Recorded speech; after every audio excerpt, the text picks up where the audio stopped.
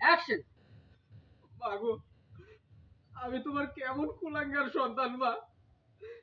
আমি ঢাকা শহরে হাজার হাজার টাকা ইনকাম করতেছি, আর এই ঈদের দিন তুমি কাঁচা মরিচ আর পান্তা ভাত খাইতেছো।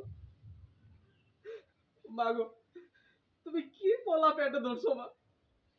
তুমি জন্মের সময় আমার বিষ খাওয়ায় মারা ফেলাই না কি জন্য মা? আমার মারা ফেলাইলা না কি জন্য? মা, তুমি আমারে মাফ করে দাও মা।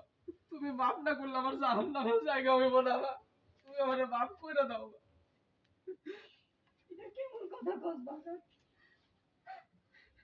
মাই কোনোদিন সন্তানকে অভিশাপ দিতে পারে?